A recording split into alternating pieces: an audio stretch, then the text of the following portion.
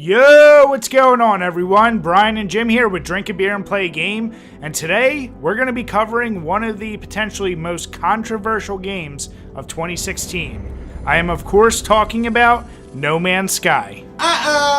Released worldwide in August 12, 2016, this was released on the PlayStation 4 and Windows. It was developed and published by Hello Games, small little indie company of about 12 guys. And like Bryce said, this was one of the most hyped games of the last few years. And everyone kept wondering, how the hell are they going to make a game this big with such a small crew? And, well, we'll find out. Let's get into it. Alright, so graphically, you know what, we'll probably be a little more forgiving than most people because, honestly, we like the look of the game. At the very least, it's very, very colorful. And granted, that can change from planet to planet, but some are just extremely vibrant, while some are extremely desolate. It kind of goes along with the whole procedurally generated thing. Now, there is a lot of popping when it comes to the textures in general and all the graphics, and I guess that can be forgiven for the kind of game that it is. It doesn't look great, but it is what it is. Also of note, we're playing this in November and December of 2016, so this isn't how it is at launch. It's been patched a few times, but from what we can tell, it looks pretty damn good. The draw distance onto planets and even looking out into the horizon is just, it's really insane. And just the, not so much depth perception, but just the feel of actual distance that this game gives you, especially when flying around in space, is kind of awe-inspiring. Honestly, we feel it took a pretty damn artistic approach to the graphics, and while they're not perfect, it definitely gets the job done, and really impressive in a lot of ways. Also, the creature design we liked a lot. And I know some people were complaining that the dinosaurs that were promised weren't there, but, well, take a look at this. Brian kind of found one almost dinosaur-like within the first few minutes of playing. So, it's really up to the player's luck when it comes to that. And we do see in the planets, the plants, the animals, just basically everything. It almost seems like there's a ton of different templates and little puzzle pieces that they had, and the procedural generation just kind of randomly throws it all together. While that does create, purely unique designs here and there, it's a lot of the same things being reused again and again. Think of it almost like a glorified asset flipping. But at the end of the day, Brian gave it a 9 and I gave it a 7. Definitely not, straight up the prettiest thing you'll see, but for an indie game studio and a gigantic world like this, it's still pretty impressive what they did. And as far as beer goes, I'll give it 1 beer for that just awful poppin'. The sound, I'll say, well, I kind of say this a lot with games, but it's appropriate. It's definitely nothing that's meant to be memorable, but it's meant to immerse you into the world itself. Granted, the sounds of the guns and the sounds of the animals could really, really have used a lot more design there, because so many of the animals and so many of the guns sound exactly the same. And that's pretty disappointing. The voice acting in the game, while basically limited, it's alright. You're not going to go away saying, man, that guy nailed it.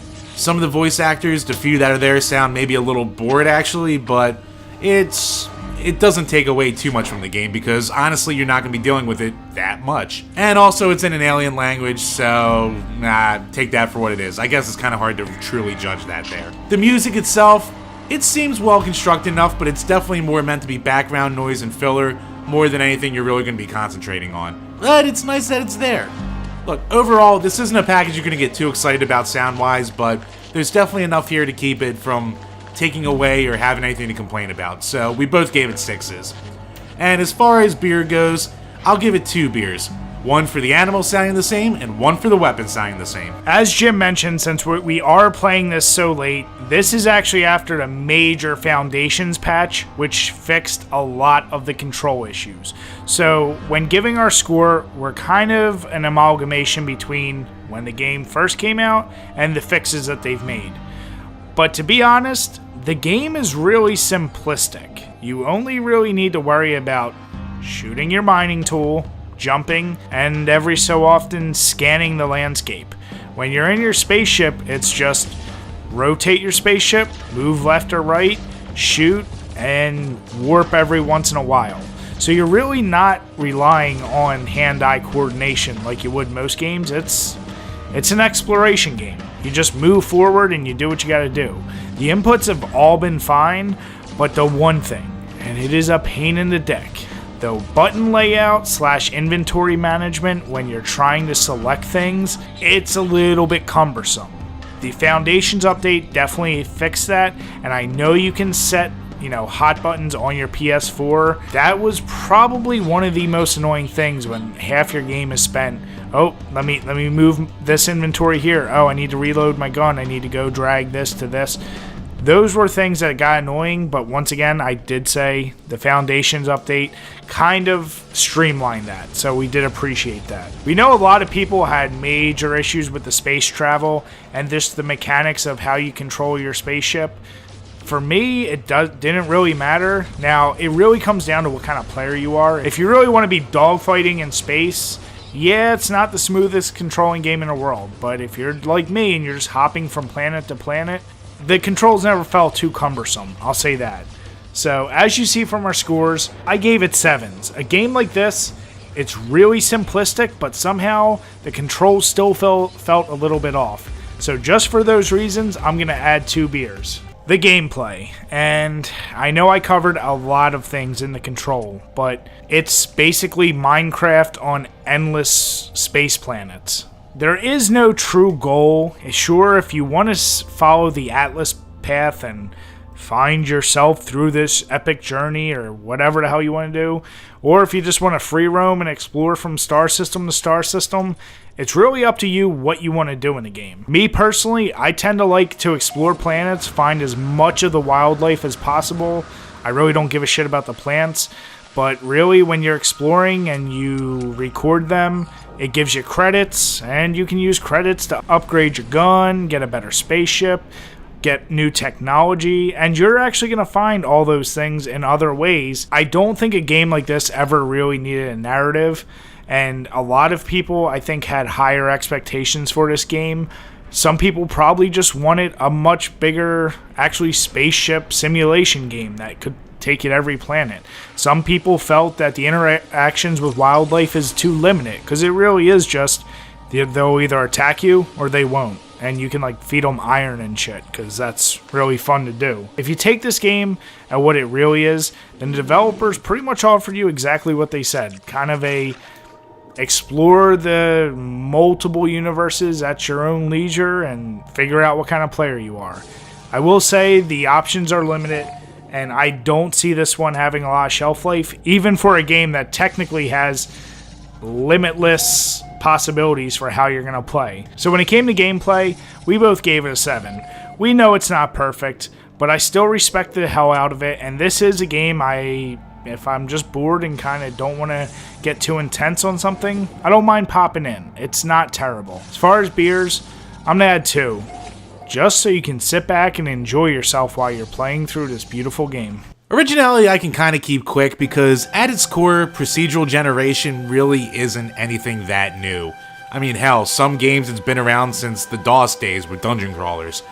But for us, just the way the 3D environment, the 18 quadrillion or whatever number they made up, number of combinations for planets and animals and fauna and blah blah blah blah. Jim, there's a scientific term for that. Alright, what is it? Shit ass ton. Yeah, that. Yeah. And, with the shit ass ton of content, I guess it's just something that we haven't really seen that much of. I know Star Citizen's coming out, which is kind of doing the same thing, but from a crowdfunding kind of sense. But for us, this is kind of a whole new world in gaming, even if it isn't the best jumping off point. So we both gave it 7s. Maybe that's a little too high from a technical standpoint, but fuck it, it's our channel. So when it comes to beers, I'll give it 2 beers just for trying to do something new, but for maybe not being the best execution. Replayability is really easy for us to score. When you have a game that it's impossible to see every single aspect of it, there's no way we can't give it 10s. You've heard us go on and on about the gazillion, billion, ass shit ton amount of planets, and you could actually run across other people's discoveries, but the fact of the matter is you're never going to truly see everything in this game. So it will always be different. No, your objectives will not be different from game to game, but you'll never be able to see it all. So give it a 10s. not adding any beers. This game is the definition of replayability. So overall, we know this game got a lot of hate, and we can completely understand if you were someone who was up front, really swept in with what this game promised, and your expectations were high in No Man's Sky. God damn it. See what I did there? Yeah, but seriously, guys, I mean, don't get us wrong. Some of the fault's with the fans, and some of the fault's with the game media, and some's definitely with the developer, because they never poo-pooed any of the fan theories. They just kind of rolled with it. Yeah, so taking all that into consideration, Jim and I really just took this game at really face value, especially after it had been out. Our expectations were low, and guess what? It left us with an enjoyable experience. No, it will never be on our top 10 favorite game list, but it's a very solid package. If you're not into just a very casual explorer, you will never enjoy this game. And if you expect something with a deeper level of starship customization and, meeting a gazillion alien races, you're not going to get that. It's a single-player experience where you're going to see some goofy-ass creatures over and over again. That's really the bottom line. So, when it comes to scores, we both gave it 7s. It was a really ambitious attempt by an indie developer, and that's something most of you need to keep in mind. It was an indie developer. We've said that many times, but people still think this was some kind of AAA development. When we combined all of our scores together, it rounds out to a 7.2. Now, strictly from a technical standpoint, we think that's more than fair for this game. And you know what? I just can't wait till a game perfects this style sometime in the future. When it comes to beer pairing, since this game technically stretches on for infinity for all intents and purposes, you're going to want a beer you can keep coming back to and that there's plenty of. So, after a lot of thinking, I had to choose Corona. Maybe it's the connotations of the name and kind of combining the idea of the corona of a star or a sun, but that's a beer that you can obviously always find and always come back to, and it's not a terrible beer, just like this game. Some people might hate it, but in all reality, it's still a pretty solid beer. So get yourself a case, because when you do have those lazy afternoons or nights of sifting through the galaxy, you just want a beer you can sit back and chill with. But remember to drink your beers and play your games responsibly. As always, guys, thanks for checking out this video, and if you enjoyed it, make sure you give us a thumbs up, leave some comments, or better yet, why not subscribe? Till next time, guys, cheers.